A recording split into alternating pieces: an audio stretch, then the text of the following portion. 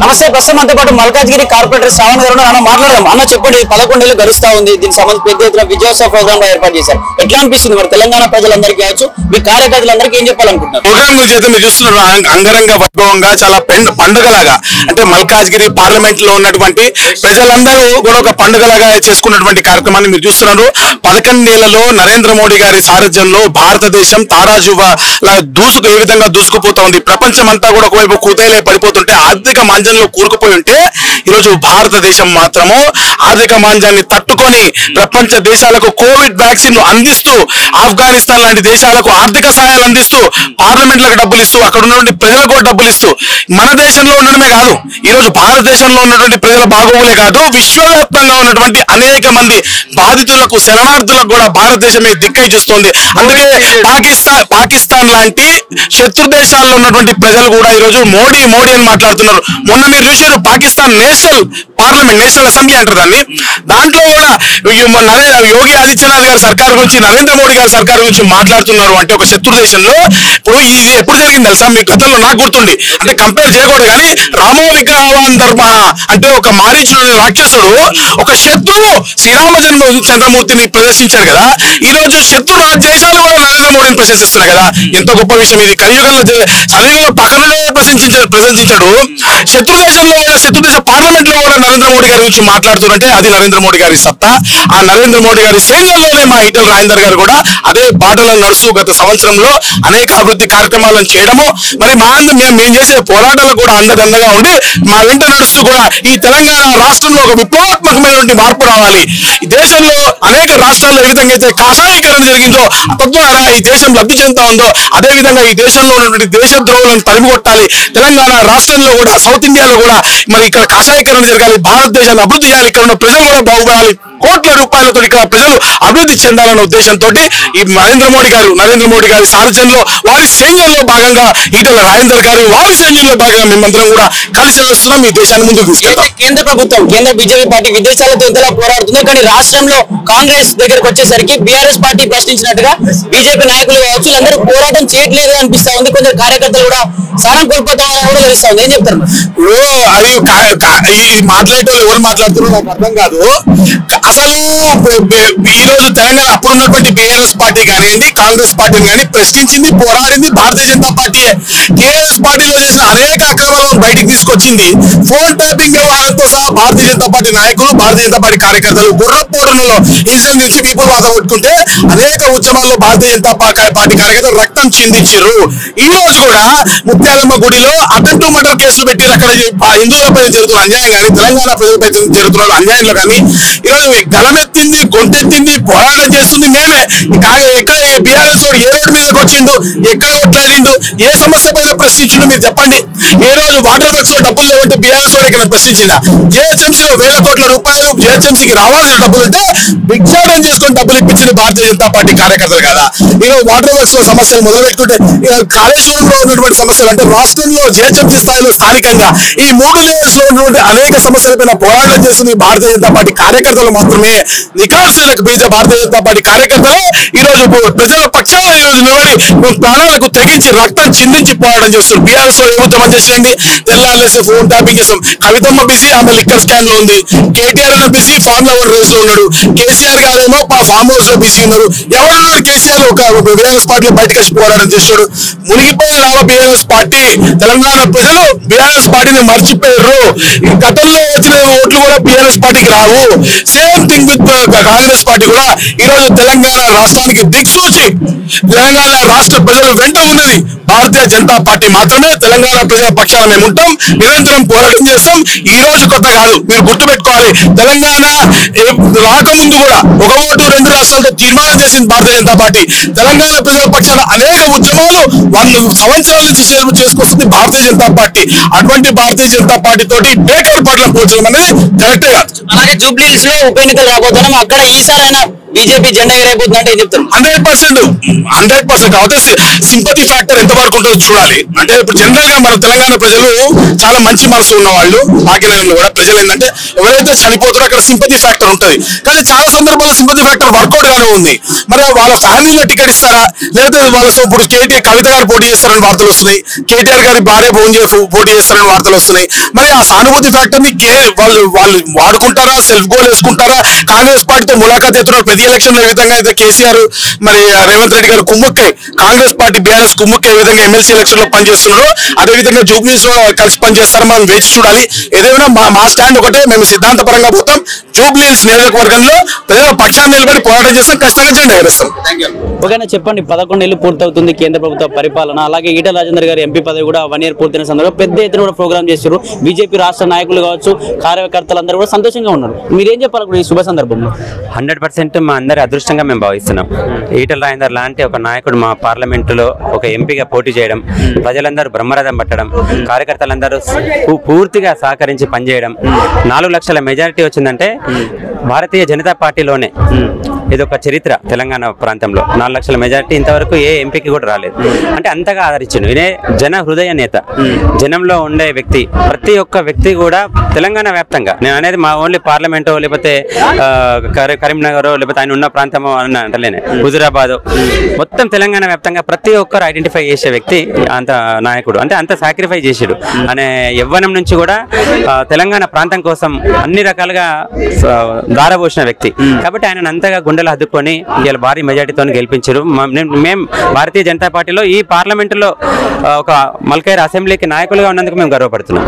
అంటే కాళేశ్వరం ఇష్యూ అయితే పెద్ద ఎత్తున మొదటి ప్రచారాల పర్వం నడిచింది. అలాగే ఇందులో లక్షల కోట్ల స్కామ్ జరిగింది. ఒక కలవకుంట ప్రభుత్వం ATM లో వాడుకుంది. ఇందులో ఈ ఈటెల గారి హస్తం కూడా ఉంది. ఖచ్చితంగా జైలుకి వెళ్ళబోతా ఉన్నాడు హరీష్ రావుతో, కేసీఆర్తో సహా అని చెప్పేసి కూడా ప్రచారం నడుస్తుంది. కాంగ్రెస్ పార్టీ డైరెక్ట్ చెప్పేస్తుంది జైలుకి వెళ్తారు. ఏం చెప్తారు మరి? ఖచ్చితంగా జైలుకు పోడు. ఎందుకంటే ఈయన వైట్ పేపర్. ఓకే, అప్పుడు ఉన్న ప్రభుత్వానికి ఈయన కూడా ఒక మంత్రివర్గంలో ఒక సభ్యుడు. వాళ్ళు చేసిన పాపంలో ఈయనకు ఇండైరెక్ట్ గా వాటా ఉంటది. ఎందుకంటే ఈయన కూడా మంత్రివర్గంలో ఉన్నాడు కాబట్టి ఈయన సంతకాలు పెట్టాలి కాబట్టి. కానీ ఈయన ప్రమేయం ఉండదు. వచ్చిన వాటాలో ఈయనకు పర్సెంటేజ్ లేదు. కాబట్టి ఖచ్చితంగా వాళ్ళే బాధ్యులు అవుతారు. అండ్ ఇంకోటి, is ready to prove himself.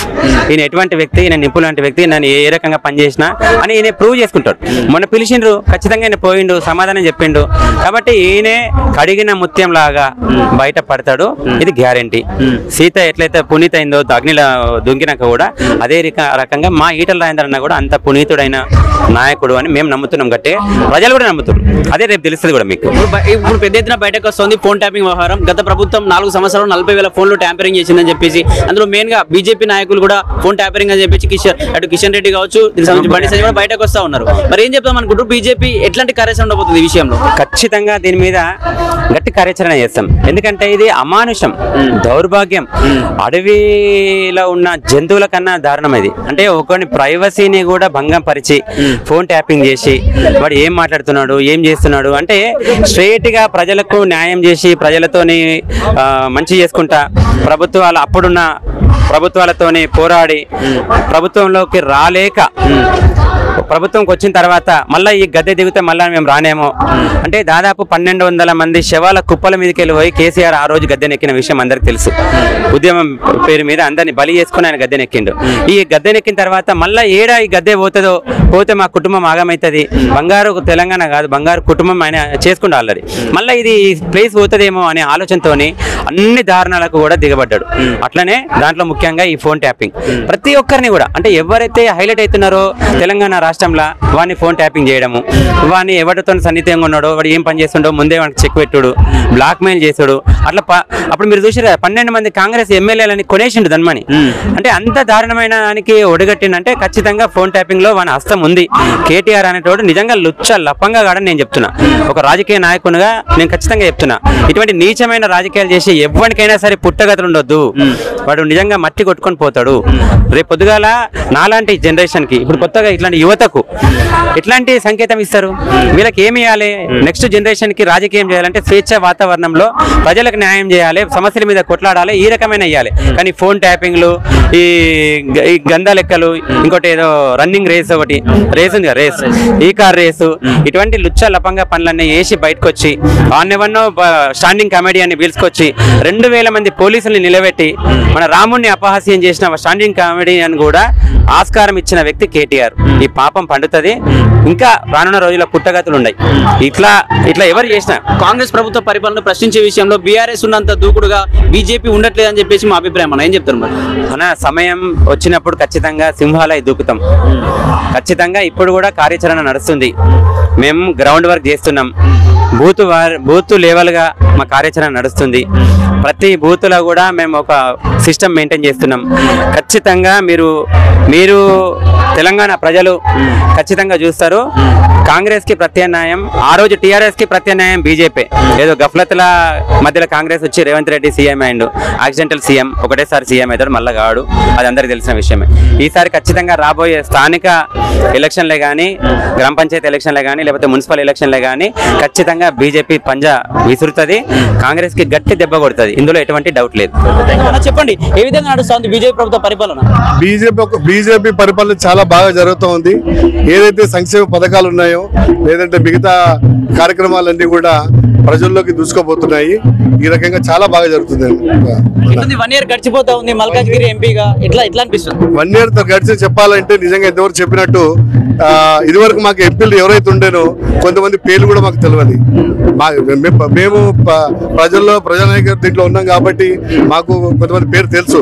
ఎందుకు ఇదివరకు మన రేవంత్ రెడ్డి గారు, అంతకుముందు మల్లారెడ్డి గారు, సర్వసత్యనారాయణ గారు, కానీ మామూలు ప్రజలకు మాత్రం ఈ పేర్లు తెలియదు. ఈ రోజు ఈటల గారు వచ్చిన తర్వాత మాత్రం ప్రతి గల్లీలో ప్రతి ఒక్క స్టూడెంట్ కానీ, ప్రతి ఒక్క బీదర్లకు కానీ, ప్రతి ఒక్క వర్గానికి కానీ ఆయన పేరు అనేది చొచ్చుకుపోయింది ప్రజల్లోకి.